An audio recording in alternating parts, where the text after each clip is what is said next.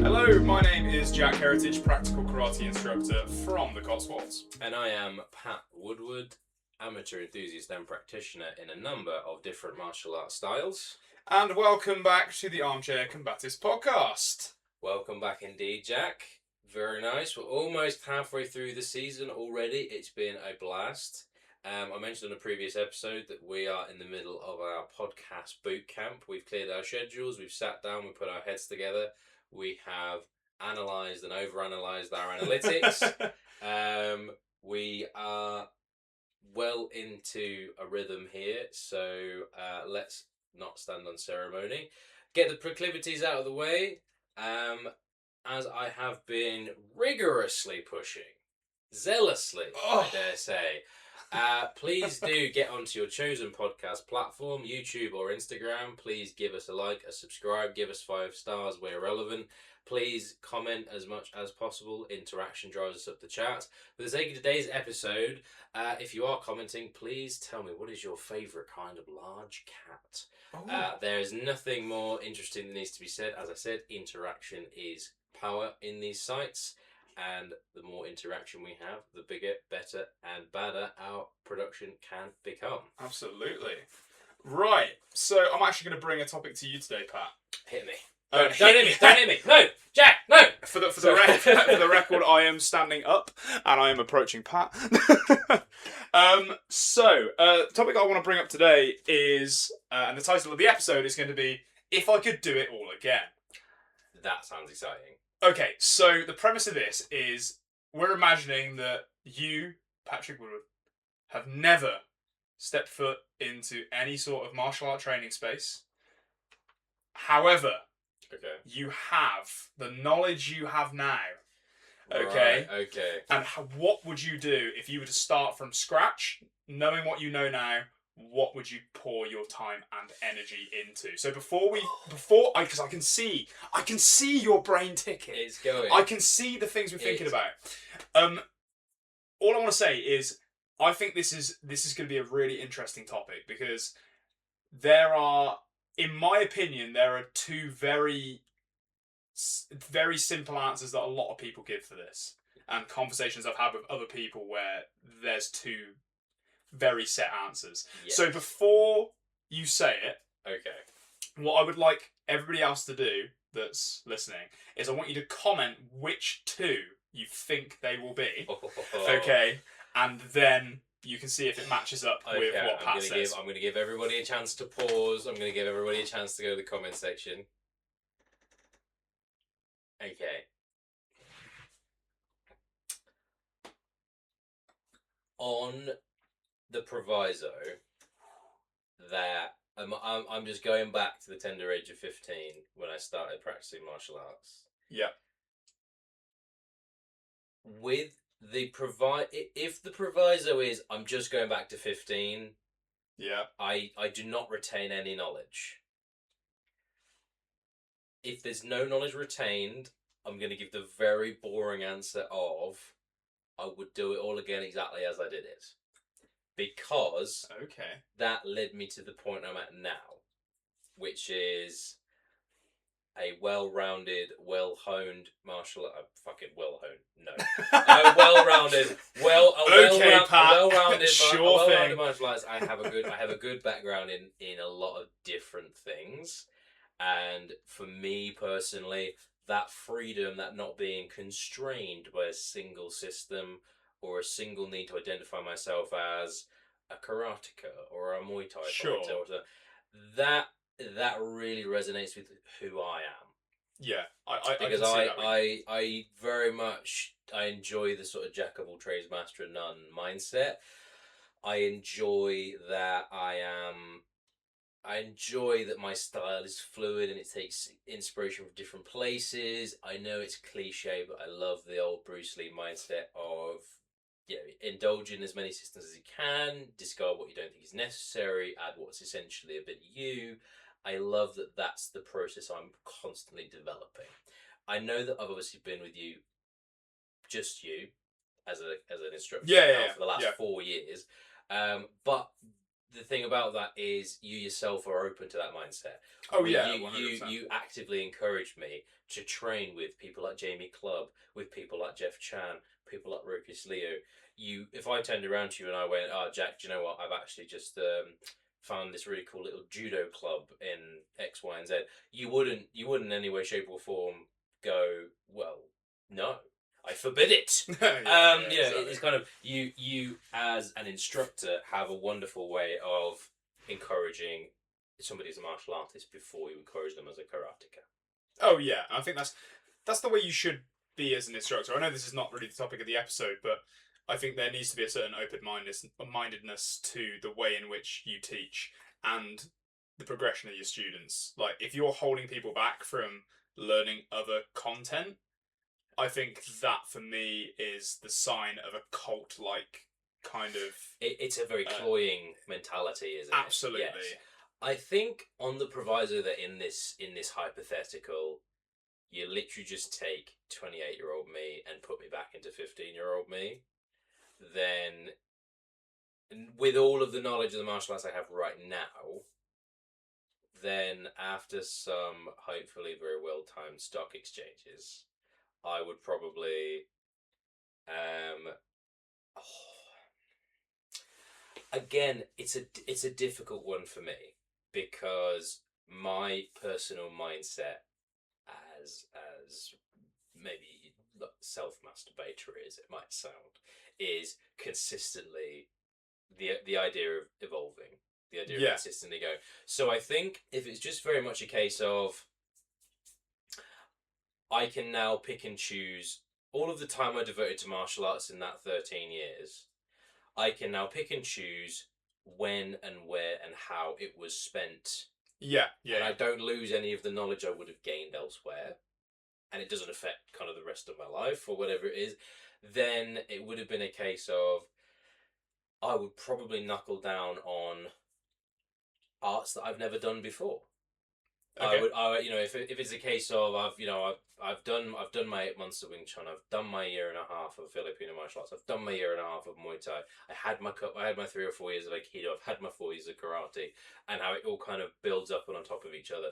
If it's now a case of now you get to experience, say you distill like over the course of 13 years, say I spent, for the sake of argument, 1,000 hours in the dojo, Sure. and it's like now you get to choose where you spend those next 1,000 hours, then the sky's the limit. Sure. And of course. it's kind of in my head. I know it's probably a very unsatisfactory answer, especially for the people in the comment section, and for that I can only apologise. But it's the idea of I don't have I don't have an immediate set path because across my martial arts journey, as much as I may not have received the best training at the best time from the best people, I don't have regrets. No. There's no one instance where I'm looking back and I'm going, do you know what? I got nothing from that person. I got nothing from that class, or I got nothing from that seminar, or anything like that. For every experience I've ever had as a martial artist, there's always been something, even if it's one tiny pearl in a big fat wet clam of shit. There's always been something in there that's worth taking on and learning. Yeah. I would love to sit here and be like, well, I would devote myself to 1,000 hours of the finest Wadaryo karate. Or I would, it was that thing of like, I'd love to have that. I'd love to be the thing of just like, I'd love to say, to settle some bets. I'd love to do 1,000 hours of karate, or I'd devote myself to 1,000 hours of Muay Thai, or I'd devote myself to 1,000 hours of Wing Chun. But that's not me. No, that's fair. It's a really good question to ask me because I have no answer. If that doesn't sound too, if that doesn't sound too like, do you know what the thing that I find really interesting about this is that, despite the fact that we run a podcast together and we train together and we spend a fair bit of time together throughout the year, we are still very different people in certain things. And for me, it's like, don't get me wrong, I feel like I know you really well. Or no, I would say pretty damn well. Pretty damn well. That is not the answer I was expecting. Oh! I was expecting you to take maybe a slightly different route to that, but one thing that you said is like that is you, and the way in which you explained it. Now that I've kind of like got my preconceptions out of my head, I'm like, fucking of course that's what Pat would say, because that is exactly what Pat's like. And I think that is interesting because I think there is something in that. It's that kind of old adage of the idea of like if you change one thing, it can lead to everything. Yeah. A butterfly flaps its wings, etc. Exactly. It's change one thing and it can lead you to a different path, right? And it's that thing of like, did I need to spend years studying Tai Chi? Let's take Tai Chi as an example. Yeah. Did I need to spend 18 months conceptualizing and deepening my understanding of Tai Chi and moving it into the and kind of really devolving down onto the patterns and the forms and the 108 movements and these kinds of all these things and really deepening, but by that logic, like, did I need to? But then by that logic, it becomes a question of, did I need to spend time studying meditation when I know for a fact meditation helped me? And it's that thing of I love being able to explain to people that Tai Chi is a martial art. And just because it looks all flowy and airy and graceful and cloudy and it reminds you of the Shen Yun performances, doesn't mean that at some point in its life it wasn't a martial art. Right? Exactly. Yeah. If you, in the same thing of like, you can take a sharp, swift karate kata, if you pace it at the same pace you're supposed to do a Tai Chi form, it would look almost the same. I totally agree with that. If you sped up a Tai Chi form to the speed that you do a competition kata, suddenly it looks deadly because it's a martial art. Yeah. I love being able to explain that to people. I love being able to back that up with physical proof. Not just like, well, this is a lovely piece of history that I learned. I love then being able to take that back and go, well, no, because these movements look nice and graceful, but that's an arm drag. That's to kind of load the arm. That's a break. That's a strike. And it's a really good feeling. And I think it's a really difficult one of, if I did get this hypothetical 1,000 hours of training back with no memory, but a sort of roadmap of what I had done, then maybe it would be a case of I might spend a little bit less time on this, a little bit more time on that. But then, as you said, you get into the butterfly effect of, would that have actually led me to your door? Because I only met you through my old Aikido instructor. Yeah, that's very true. And it's one of those where it's a weird thing of the very short version. Great guy, great instructor. Left for Sri Lanka for 2 weeks and didn't come back for 8 months. So I'll be honest.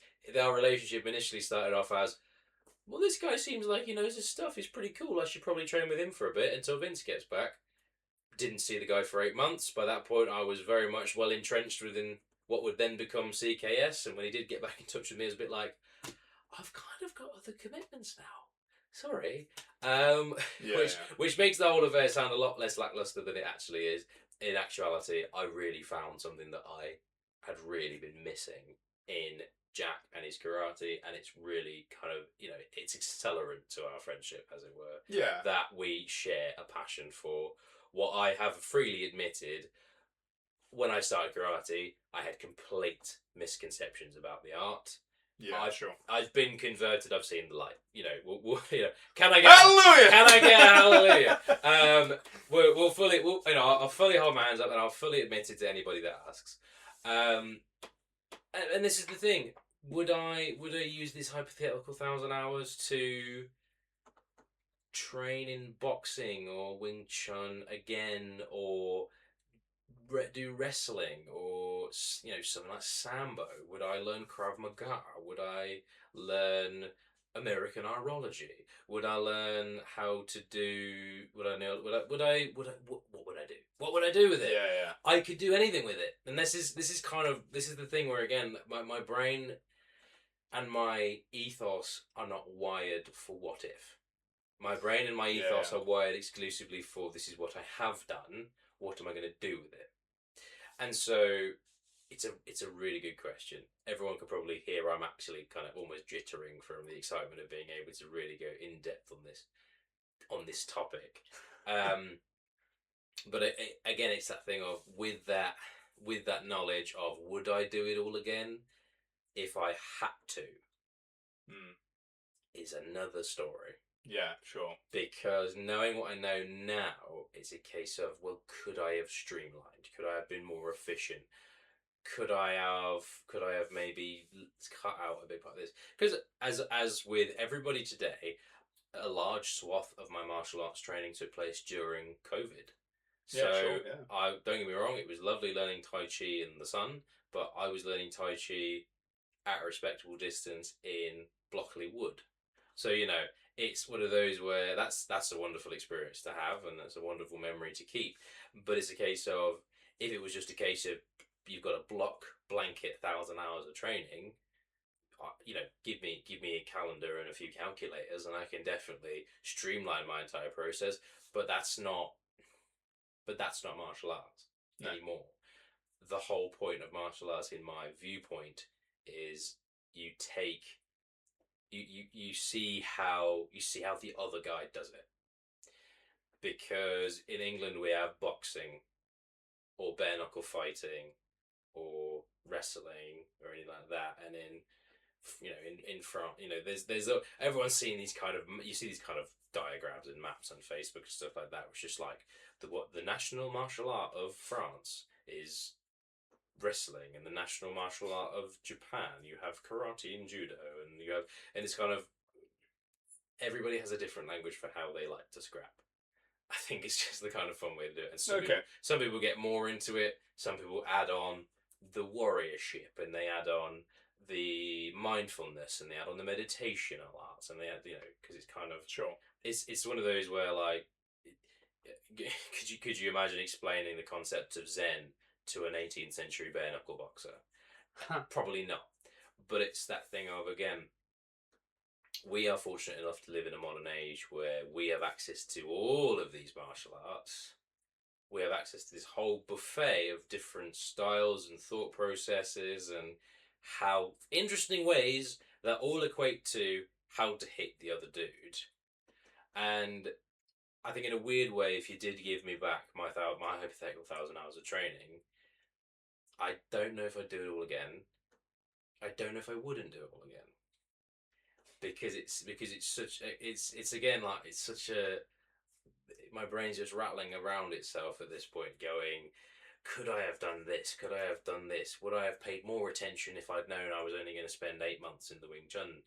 If I was going to spend 8 months in the Wuguan, would I have paid less attention if I'd have known that realistically my Tai Chi experience was going to kind of fizzle out once COVID restrictions lifted? Would I have not bothered at all and just simply enjoyed my lockdown? Like, it's one of those where, looking back on it now, is a terrible position to be in to answer this question. Yeah. Because the foundation from which I'm answering was built on my original hypothetical 1,000 hours. Okay. If that makes sense. Yeah. What did you think I was going to say? So, I knew that you wouldn't want to do it all again indifferently. I knew that you'd be very much so like, my journey has led me here. I knew that.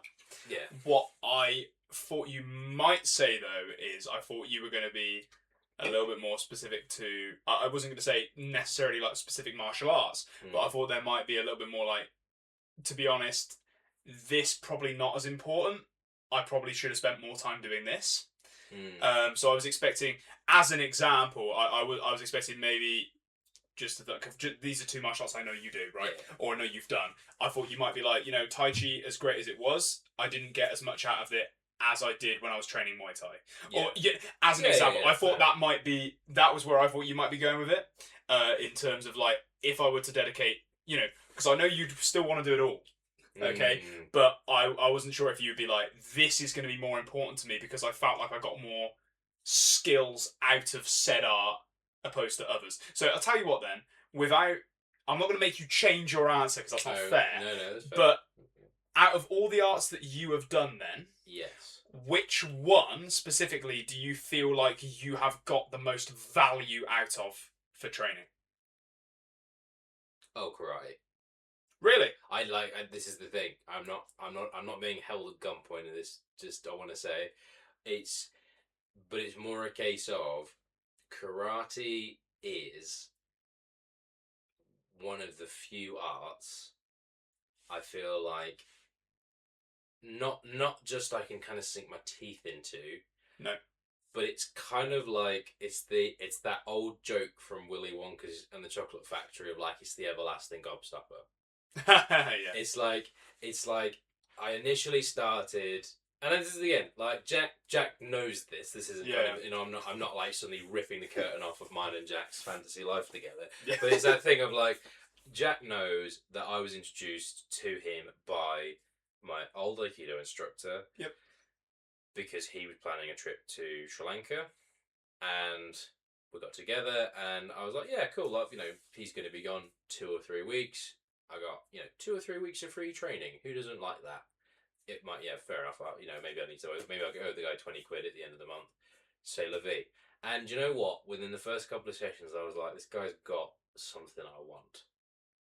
And it's the same thought process that happens every time I try a new different martial art. You find somebody, you train with them, and you go like, this guy or what this this instructor, this person, this group, they've got a perspective I want to understand. Yeah. And I very much had that quite immediately with you, Jack. Oh, cool. That's nice. And it was very much a thing of these classes were almost the antithesis of my Aikido experience. They were energetic, and they were impactful, and they made you work, and they made you sweat, and that was a good thing for me at the time because it was different, nothing else. Yeah, sure. And it wasn't a case of like I did one session and I was like, I'm never going back to Aikido again. This is nonsense. No. But it was one of those where like I did 2 sessions, I did 3, I did 4, I did 5, I did 10. I've been for 4 years, and it's kind of like it was very much a rapid thing of like I really enjoy this, and again we've had these conversations before. When I first started karate, I was like, oh, this is the kicky punchy one, yeah, sound okay. This is the one that kind of does a bit of everybody's everything, and isn't as great as everybody else. Huh, yeah. And it was again like this again. It's a misguided misconception that's a combination of the film and television and internet and just simply being ignorant of the topic at the time.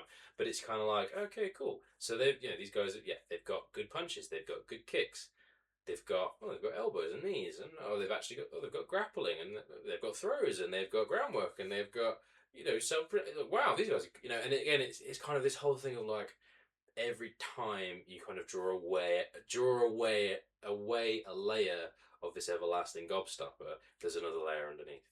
Yeah. No matter how many layers you go through, no matter how much you kind of break down this imaginary gobstopper of this martial art, every single layer is different, and every single layer's got a different flavour. This is one of the interesting things I find about traditional martial arts more than modern interpretations of arts, is things like, at the end of the day, when you look at things like Brazilian Jiu-Jitsu, for the most part, that was like the newaza of traditional Jiu-Jitsu, right? And somebody's just turned that into his own separate art, which is fantastic in that, so if we've got any BJJ players listening, the great thing about you guys is that you've got one thing that you're really, really good at, and there's no doubt that if we end up on the floor, you are going to kick the shit out of us. Okay? Because as a karate guy, we don't hyper-focus the floor. Now, we do a few floor drills. For us, though, it's more so you get on the floor, somebody's trying to pin you, don't let them pin you, reverse it, get up. But that's because our objective's different, right? We don't grapple to submission on the floor.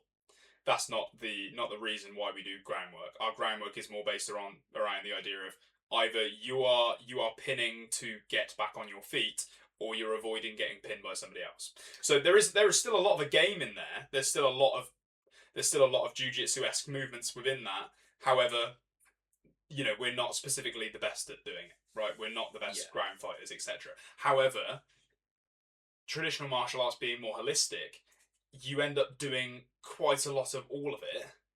And because of that, I think it's a really good base to keep coming back to. Yeah. In that, as an example, I think karate, for what a lot of people think it is, they treat it as it's a striking art. But that's what a lot of people say. And I would agree that out of all the things that karate do, the striking is the best thing they do. I would argue. I would argue that, and I think weirdly this is kind of looking back to the kind of seminar we had with Ian recently. Mm-hmm. I think a really good distinction, and this is kind of why I link it back to this metaphor of the lasting gobstopper, is you take an art like Brazilian Jiu-Jitsu, the best thing they do is their grappling. Sure. It sounds really minute. It sounds like I'm really splitting hairs, so just bear with me. The most important thing karate could do is strike, is hit. Okay. But that is to quantify that. It's not always the best thing that they do, because it's a case of as you put it, our objective, our core principle of karate is every strike should, in theory, end a fight. We know, conversely, that is very optimistic. Yeah. So, if you look at how the katas are structured, if you look at how the kion is structured, if you look at how the kumite is structured, from this kind of traditional grounding, even before you get into the whole thing of every Okinawa knew how to grapple, even if you get into one of those kind of really ancient kind of thesis. Sure. Every structure in karate leads you back to strike them until they wish not to be struck. Kind of, but it's that thing of it's the thing of hit them. Yeah. They have evaded that stroke in some format. Okay. Did you just miss, or are they very fast? They're very fast. Okay. Well, then you probably want to get a hand on them. And now you've got your hand on them, you know where they are. Hit them. Yeah. Oh, they've cleared your hand. How have they done that? They've done that with this technique. Okay. Clear that technique. Hit them. Oh, what's that? You can see that there's the opportunity for a wrist lock. Well, take the wrist lock. While they're writhing around in pain from the wrist lock, say it with me now, hit them. And so this is what I mean, something about karate is we could go months without repeating the same kata-based sparring or kata-based bunkai. Sure. Yeah. We could go months without doing the same drill. But that's not what draws me personally back to karate. No. What draws me back to karate every week is, even if we're doing the same thing, it might be for a different reason. The principles might change. The dynamic might change. The understanding of why and where and how we're hitting might change. It might still be the same punch or kick or that kind of thing. But it's kind of that whole argument of you have the fundamental core of karate. Yeah. Which is your strike game and the various different punches and kicks. That's then bolstered by some grappling and some throws and some locks and some groundwork and some, and then you get the bunk, and then you get into the bunkai, and then you get into how that's explained and how that's incorporated into the system. But the reason why I keep coming back to karate is, even when you remove the aspect of kind of the community that we have and the group that we have and the friends I've made there and all that, the reason that kept me coming back to karate is there's always a new take on what sounds like a very basic core principle. Sure. Right? There's always a new understanding of this is happening. And I'm not just talking about the thesis argument of, well, your man could have meant it like this, and Funakoshi meant it like that, and Motobuchoki meant it like that, and this is how it's supposed to go, and then you get into the argument of like, well, in Wadaryu we hold our hands here when we do our Pinan Sandan, and in Shotokan we hold our hands here, and it's different for these varied and important reasons. That I couldn't give a fuck about that. I'll be brutally honest. No, neither. But it's the thing that keeps bringing me back to it is I could do the same. I could do the same 5 movements every class, but there would always be an understanding of like, this is the scenario that it applies to, this is the situation that it applies to. You're trying to strike somebody.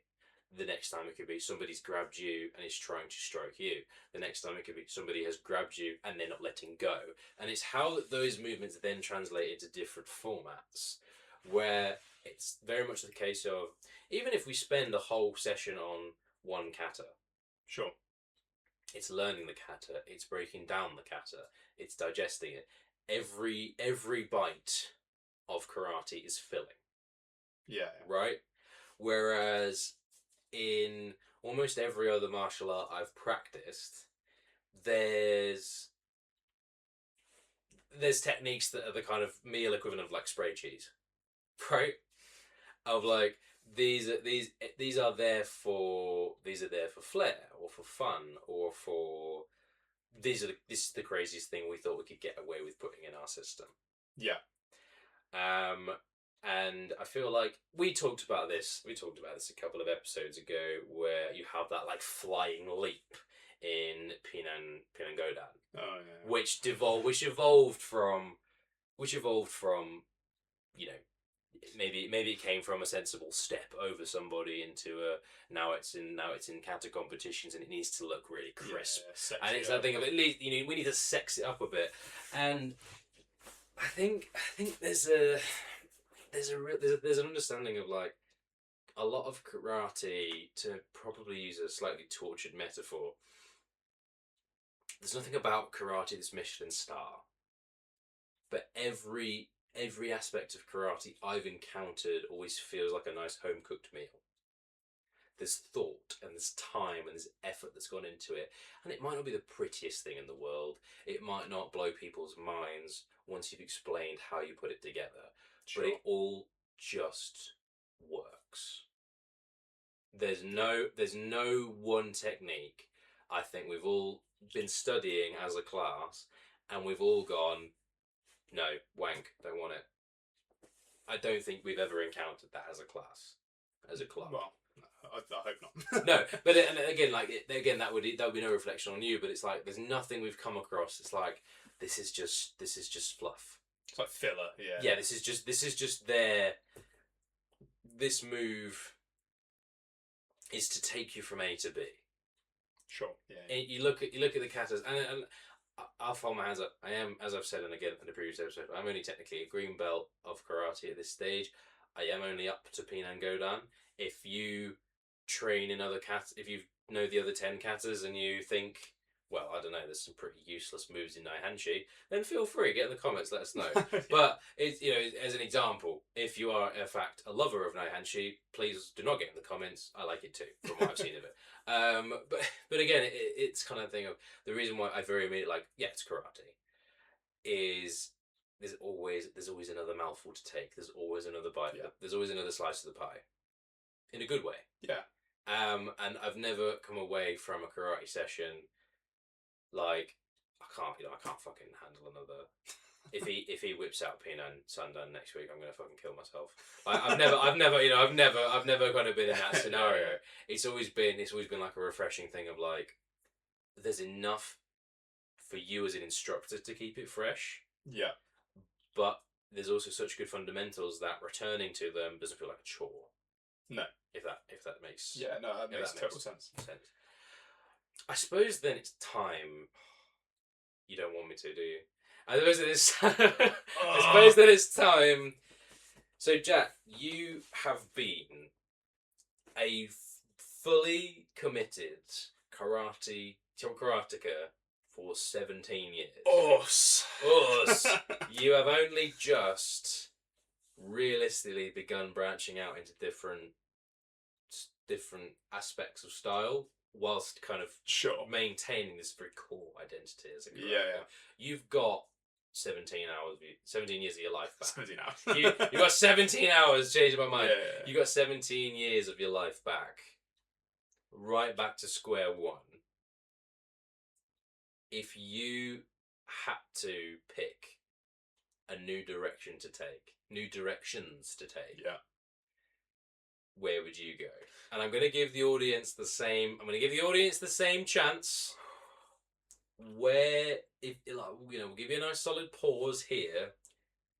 Where are you thinking Jack's gonna go? Because I too have my immediate predictions, but I want to hear what his answer would be. Right. Have you finished typing? We'll give the okay. That's the first question. You have 3, 2, 1. Time's up. Go Right. ahead. So I'm gonna kind of like set this up a little bit with a bit about me. Now, I can be an emotional guy, but I am not as emotionally connected to my experience as I think Pat potentially is. And for me, I'm looking at this purely from a logistical standpoint and what I think would get me better as a martial artist if I were to start again. And to be quite honest, I'm going to start off with the obvious point of I like what I do now. I really like what I do now because a holistic style of the karate that I do, some people call it applied karate, practical karate, whatever you want to call it, I don't really care. The point is though, it's holistic, I get to do a lot with it, and I would like to get to that point where I'm doing a lot of what I currently do. And I know for a fact that if I were to start again and pick random stuff, I think I would still like to be in a style that is holistic and does a lot of things. I don't think my simple answer isn't going to be boxing, done. I want to be really good. I want to be really good at striking because I know me as a person being the fact that I would like to learn as much as I possibly can and soak up as much as I possibly can. I've never been a particularly competitive person in terms of like fighting comps and stuff like that. I really enjoy sparring. I really enjoy the minutiae of competitiveness in class. I don't think I'm the kind of person that would enjoy the pressure of training for a high level comp, or having to only focus on competition. I like my art to be a more of a fun hobby. I don't like the stress of going out and jumping in and like, oh, Jack, you're fighting, this guy this weekend, it's really important you get this and this. I like it as like a hobby, but it's obviously a big part of my life, right? However, that being said, I think there is definitely changes I would make to what I've done. And I, as a lot of you guys know, I started karate when I was 7. And the group that I was with was a really amazing group. They were brilliant at, looking after you as a student. They were a very welcoming family club. And over the years I was with them, I had a lot of fun. And I think they had an environment that nurtured me and was able to like look after me and build my confidence and self-esteem. And I think they did a really amazing job of that. However, I think there's definitely things that I could swap out that would make me a more competent martial artist. So for me, I think the big first one that I would change is I would send 7-year-old Jack to a wrestling club. I would throw him into wrestling because I think as a system, I think wrestling holds some of the best grappling and some of the best explosive grappling, aka low line takedowns, so singles, doubles, all that kind of stuff, ankle picks. I think they've got like a really, really nice system. I think wrestling as well is something that would massively improve my karate. From my experience, I think it's easier to add striking to a grappling art than it is to grapple from having done a striking art, because I think wrestling would build up that confidence with contact with another person, especially when you're 7 or 8. You've got that, the tactile feel of holding people. You're comfortable with moving around with them. I watched a brilliant video of I believe he was an Okinawan karate instructor, and he was talking about the difference between karate and judo. Mm. And he, in very, very broken English, was basically saying karate cold, very cold. Like, you fight here, I fight here, we hit each other. And he said that, like, things like jujitsu and judo was, like, more warm. I hold you, we look after each other. There's a connection between you when you're doing it. And and it kind of resonated with me a little bit, because there is a fear that came from sparring. When I first started sparring in my club when I was a kid, there was a fear with it, because it was something that was kind of done at the end of the session. And I'm sure there's plenty of viewers here that have, had that experience of sparring being like, here's loads of techniques, we're going to drill all session, then suddenly, bang, spar. And it's kind of like, how? I don't understand sparring. And because of that, there's, for some people, there's a fear that builds up, because it's like, I don't like the fact that this person's trying to hit me, and I do not feel like I am equipped enough to deal with said problem. And I think things like wrestling would have made me far less afraid of being punched in the face, because I have that kind of the confidence of, I'm going to grip you, I'm going to move with you. I'm not afraid of that contact and that tactile feel of being entangled with another person. So number one, I think wrestling. I think they do a brilliant, brilliant job at building that foundation of clinching. Second one, karate does a fantastic job of striking. However, the best strikers in the world are boxers.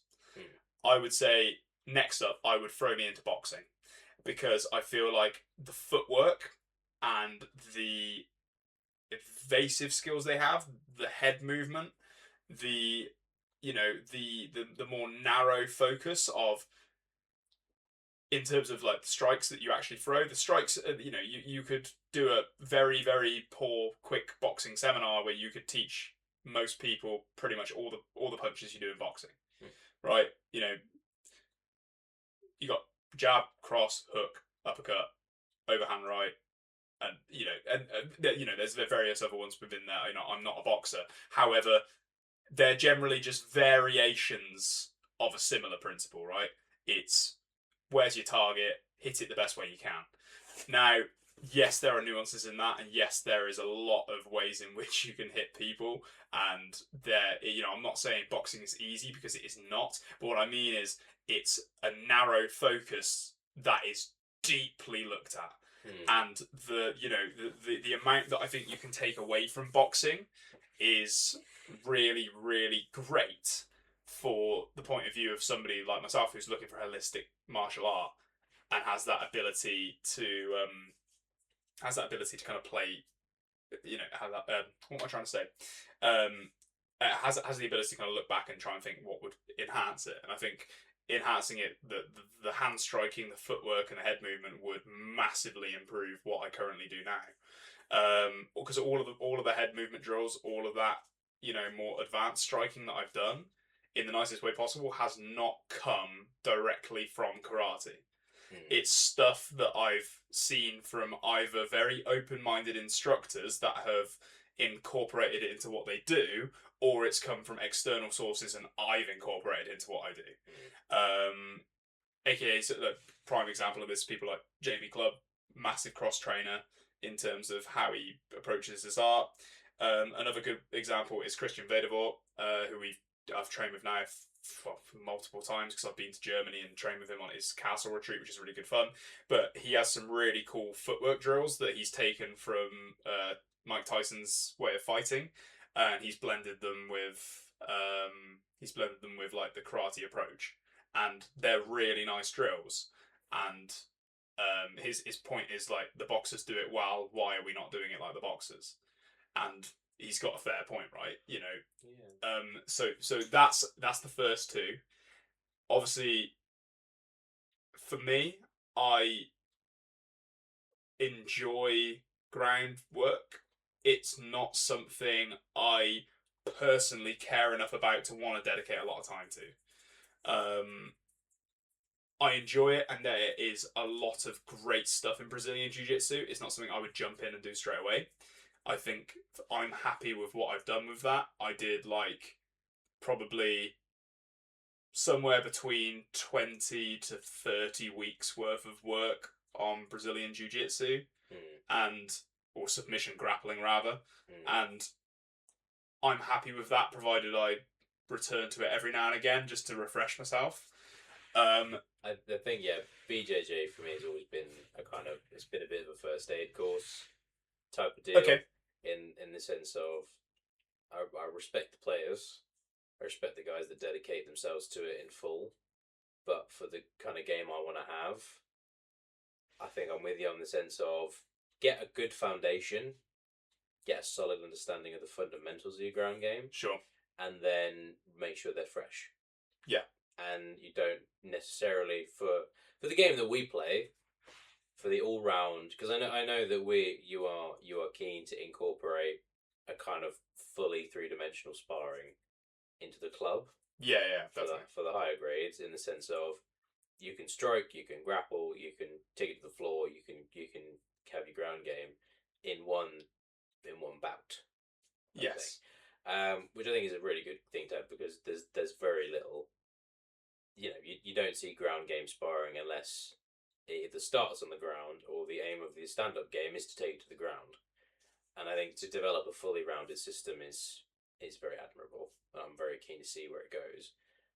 But I think you're right. I think for me, the BJJ would be something I'd love to dedicate 20, 30, 40 hours of my hypothetical 1,000. Yeah. And then just keep it fresh. Yeah. If that makes sense. I think it's just having a good enough understanding that you're not going to get the kick shit out the kick shitted out of you. the shit kicked out of you if you end up on the floor. Yeah, 100%. But equally, we want to make sure that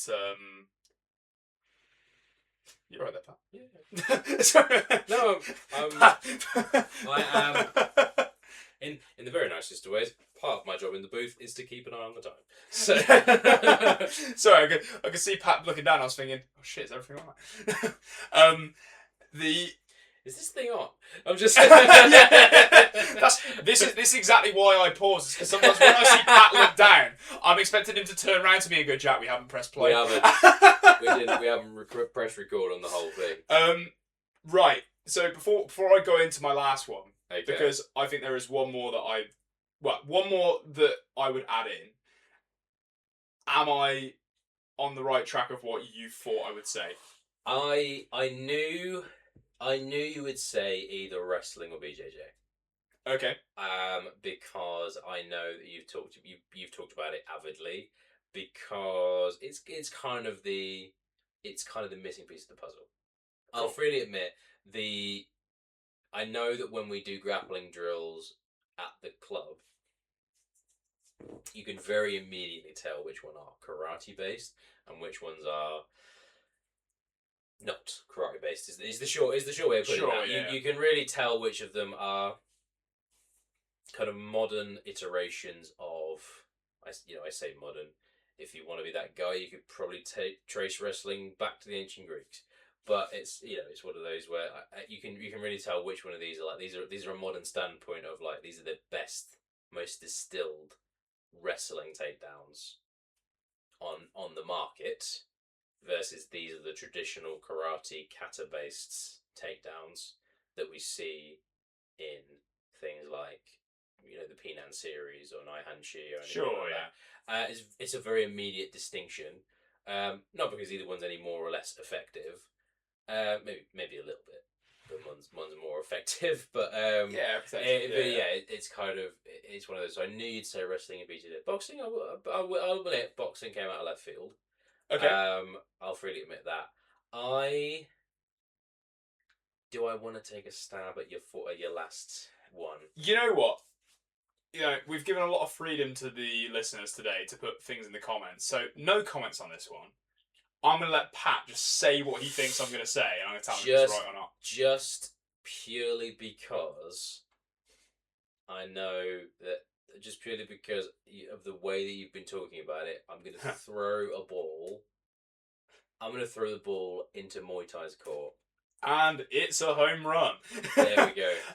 Yeah. Yeah, I think, like I said, this is all stuff that I think feeds really nicely back into what I do. And we've been doing Muay Thai now for quite some weeks, and for me, it has one of the closest relationships with karate that I've found. Which, for a lot of people that have not necessarily experienced practical karate, you're going to hear that and go, "You're full of shit, mate." There's no correlation between the guy that jumps up in the air, puts his hand on his hip, and goes "way" to the guys that are kicking the living shit out of each other week in, week out, and are phenomenal athletes. Now, the reason why I say there's such a close relationship is because obviously, like I keep saying, we do practical karate. It's more holistic. We grapple, we strike, we throw. We have all this stuff in there. When I look at Muay Thai and I look at some of its baseline principles of unbalancing, when I look at Muay Thai and look at its close range strikes like knees and elbows, which for anybody that's ever done karate and done a kata, there's so many knees and elbows within those systems. There's a lot of grappling within those systems, and I've just been finding it so interesting studying it. At the moment, I've done like an entire set of sessions just on elbows themselves. Yeah. Because as karate guys, we don't often spar them for good reason. Because obviously we don't want to hurt people too badly. Because not many people have elbow pads. But equally, it's just one of those things that often gets missed. Very, very tangentially, I looked for some elbow pads. They're an absolute bitch to find. Oh, they really are. They really are. They really are. But it's funny because even Muay Thai clubs don't necessarily spar with elbows or do too many elbow specific drills. They focus more on the strikes, and then the elbows are more incidental, which is not a bad way of doing it. But as obviously the art of 8 limbs, I would say the elbows are probably the ones that are trained the least. In my opinion. Bearing in mind, I haven't trained Muay Thai for in a formal setting. My experiences of training elbows is you kind of get one guy in this kind of rock'em sock'em robot outfit, in the sense of he's got the head guard, the stomach guard, he's got the long pads that cover the whole of the forearm. He's got the leg pads on, and the idea is like, you are not in pads, but the idea is you're delivering. It's called out by the instructor, but it's combinations of jab, cross, elbows, knees, round kicks, thigh kicks, and you're really kind of working that combination. And the idea is like, these are the moments where now the other guy's basically wrapped in cotton wool. You are able to give it your all and give it your power, and really, a pair of those like high pads. You can throw a 100% elbow. Oh yeah, there's very little chance, and unless the guy decides to play peekaboo with you, there's very little chance of the other guy getting hurt. Definitely. Again, we are already almost at the end of our hour, so I'm not going to go into the whole thing of like, is that really a correct method of training? But it's the idea of like, again, it gets used to hit a person. Yeah, sure. And conversely, and I know we've spoken about this, and I know it's probably one of the reasons why you might actually be thinking about Muay Thai. I enjoy that the majority of Muay Thai sparring is touch sparring. I love that. I love the play mentality of like, let's just think it out. It's a case of, it's that beautiful dichotomy of like, weirdly, by separating them, you have a much better understanding of, where do I hit? How do I hit the hardest? Yeah. And weirdly, by learning those two things completely separately, when they come together in tandem in competition or in self-protection or anything like that, they really shine. Yeah, I think when the way that I've looked at this whole podcast today and this whole topic is very much so of what is going to give me as much as I can possibly get to enhance what I currently do. And if I was going to like break it down very quickly, like, wrestling gives me good grappling, gives me a very good understanding of taking people to the floor and also not being taken down. Boxing gives me some fantastic hand strikes, footwork, and head movement. It makes me hard to hit, but when I hit, it hits fucking hard. Yeah. Muay Thai gives me the understanding of clinch, the understanding of a little bit more stand-up grappling that is layered with striking. Because funnily enough, in Muay Thai, there's a hell of a lot of trapping and grappling. Okay, because funnily enough, if somebody's trying to stop you elbowing them in the head, they're going to put something in the way. How do I get that out of the way? I move it and hit them. Okay, knees, understanding different ideas of levels. I'm kneeing them in the tummy, then I'm hitting them in the head, then I'm kicking them in the leg. It's that nice play of levels. So they got strong kicks, strong clinch, and what's the last one? And strong hands, really. Any upper body strikes, so hands, elbows, all that kind of stuff. They're relatively strong with it. Are they as good as a boxer? No. So that's why boxing for me is probably number one. Get your boxing good, and then funnily enough, that'll inform your Muay Thai. Yeah. Anyway, that all comes to a head when all of those skills get put into a practical karate setting. You've got a very, very comprehensive martial art that now has the ability to be trained for years and years and years, even when you're old, because you've got, your bunkai stuff, you've got your self-protection stuff, you've got all the other things. So the only thing that I would add on to this last little point would be I would start practical karate a lot earlier than I did. And I think then, for me, that journey's pretty damn good. And I think, if those 17 years had been changed, I think my competency would be a lot better now. Fair enough. There you go. Well, I hope you guys had fun in the comments. We don't really have anything to offer you. There's no win of the competition, I'm afraid. Yeah. I tell you what, we'll have a look through the comments, and anybody who got it 100% will get an honourable mention at the end of the end of the season, perhaps, or perhaps an honourable mention at the start of next season. We'll shout you out on the official page. Again, that's a little more than a wooden spoon, but it's one that I hope you enjoy with pride. It's better than a kick in the teeth. It's much better than a kick in the teeth. In the grand spirit of audience interaction, please do not forget to go on to your chosen podcast platform. Give us 5 stars. Leave a comment. What is your favourite big cat? Do you think Jack and I made appropriate choices? Both avid questions to ask. Please feel free to get in contact with us at the official Armchair Combatives podcast Instagram page. You can reach me personally at Good Medicine Martial Artist. Jack, where can we find you in the club? You can find me at www.cotswoldkarateschool.com or on the Cotswold Karate School Instagram page too.